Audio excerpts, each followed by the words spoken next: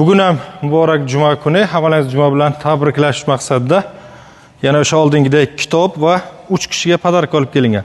Faqat bugungi beriladigan kitob tarixda eng buyuk shaxslardan biri. Garchi 20 yoshida bir qo'li, bir oyog'i yarador bo'lgan bo'lsa ham butun dunyoni zabt qilgan kim sarkarda? Amir Temur. Amir Temur bilasizlar 20 yoshda o'ng qo'l, o'ng oyoqdan jarohat olgan bo'lsa ham, shu holatda og'riq bilan bo'lsa ham, bizni tilimizda aytganda mashq ham qiladi va janglarda qatnashadi, to'g'rimi? Xo'p, bitta qiziqarli voqea bo'ladi, aynan sizlarga tegishli.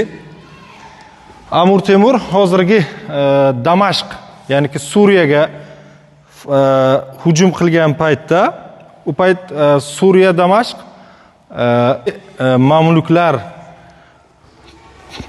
Mamluklar podshohligiga, hozirgi Damashq, Suriya, Misr taraflari ham o'sha podshohlikniki bo'ladi. Va hammalaringiz eshitgan, internetda hozir kitoblar tarqab ketgan Ibn Xaldun Misrda qozi bo'ladi. Va Suriyani, Damashqni Amir Temur ishg'ol qilgandan keyin 69 ga yaqin amirlar qochib ketadi.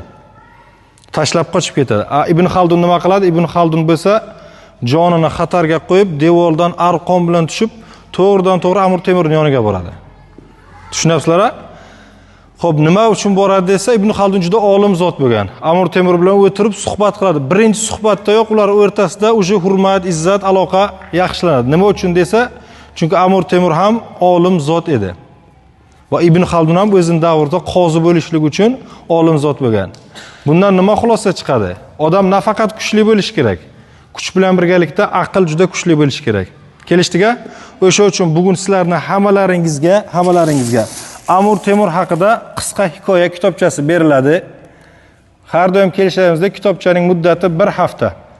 Men har kun bitta mavzuni so'rayman. Ertaga masalan sizlardan bu yerda qarz, tilxat yoki Amir Temurning yoshlik davri haqida matnlarki har kun bitta mavzuni so'rayman. Nasib bo'lsa juma kungacha bu kitobchani tugatamiz.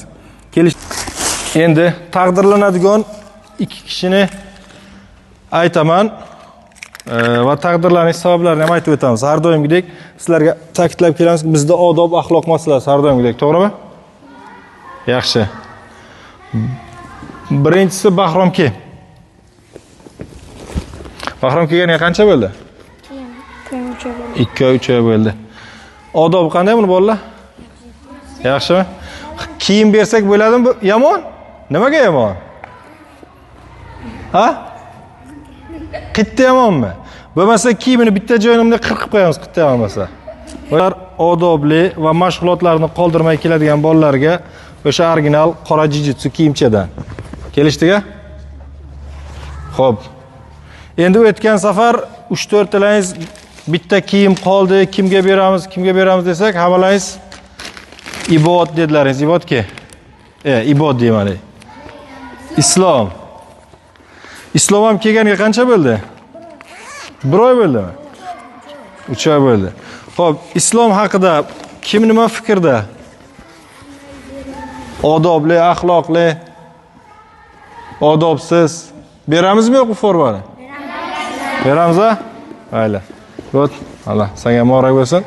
Xo'p, anchadan buyon bir yigitchaga bir forma bermoqchiman. Uni ha? Kimga? Bobur kichkinasiga? Yo'q, Bobur kichkinasiga emas. Sanjar kelganiga qancha bo'ldi? 2-3 oy bo'ldi.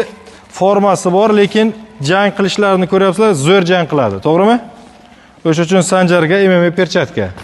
Bitta tabriklaymiz va uchlaringiz ham joylaringizga o'tiringlar. Sanjar. Sumkalaringizni olinglar. Xo'p.